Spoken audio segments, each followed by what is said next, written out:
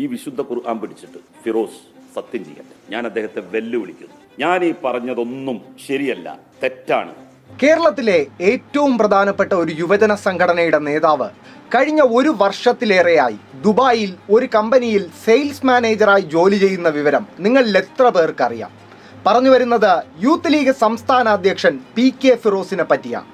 2024 March മുതൽ PK Firoz എന്ന കറകളഞ്ഞ രാഷ്ട്രീയക്കാരൻ Fortune House General Trading LLC എന്ന സ്ഥാപനത്തിൽ സെയിൽസ് മാനേജറായി ജോലി ചെയ്തു വരികയാണ്.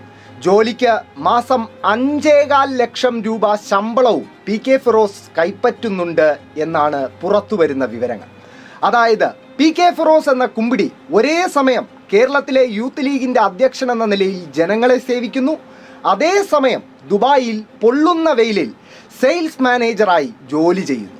2021 നിയമസഭാ തെരഞ്ഞെടുപ്പ് വേളയിൽ തവനൂരിൽ നിന്ന് മത്സരിച്ച് പരാജയപ്പെടുമ്പോൾ തെരഞ്ഞെടുപ്പ് സത്യവാങ്മൂല പ്രകാരം PK ഫിറോസിൻ്റെ ബാധ്യത 25 ലക്ഷമാണ്.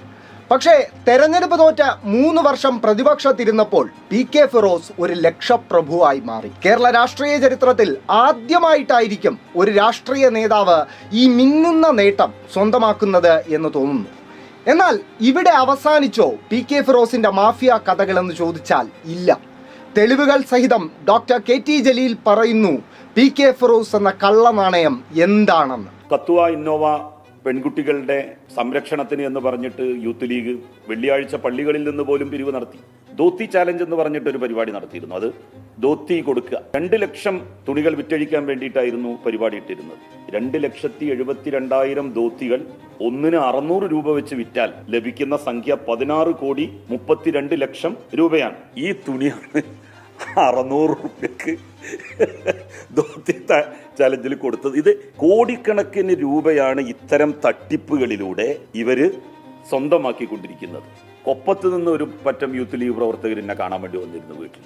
അവർ പറഞ്ഞത് യുമ്മി എന്ന് പറയുന്ന ഒരു ഫ്രൈഡ് ചിക്കൻ ഷോപ്പുണ്ട്, അത് ഫ്രാഞ്ചൈസി യമ്മി PK ഫിറോസും കൂടി ഷെയർ ഉള്ളതാണ് എന്ന് അവിടുത്തെ യൂത്ത് ലീഗ് പ്രവർത്തകരാണ് എന്നോട് പറഞ്ഞത്. യൂത്ത് കോൺഗ്രസ് മുൻ സംസ്ഥാന അധ്യക്ഷൻ ഗർഭം കലക്കുന്ന തിരക്കിലും PK ഫിറോസ് എന്ന യൂത്ത് ലീഗ് അധ്യക്ഷൻ മാഫിയ ഇടപാടുകളുടെ തിരക്കിലുമായിരുന്ന ഈ ഓണക്കാലത്ത് പക്ഷേ DYFI എന്ന യുവജന സംഘടന മറ്റൊരു തിരക്കിലായിരുന്നു. എല്ലാ ദിവസവും പൊതിച്ചോറുകൾ മുടങ്ങാതെ എത്തിക്കുന്ന മെഡിക്കൽ കോളേജുകളിൽ ഓണസദ്യ ഒരുക്കുന്ന തിരക്കിലായിരുന്നു DYFI.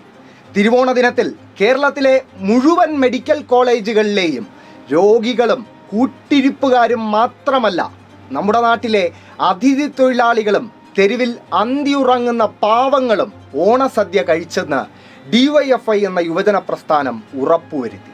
ഇനി ചോദ്യം ഈ നാട്ടിലെ യുവാക്കളോടാണ്. നിങ്ങൾക്ക് ഗർഭം കലക്കുന്ന യൂത്ത് കോൺഗ്രസിൻ്റെ ഭാഗമാകണോ, അതോ യൂത്ത് ലീഗ് എന്ന മാഫിയയുടെ ഭാഗമാകണോ, അതോ വിശപ്പിൻ്റെ വിളി കേൾക്കുന്ന DYFI എന്ന യുവജന പ്രസ്ഥാനത്തിൻ്റെ ഭാഗമാകണോ?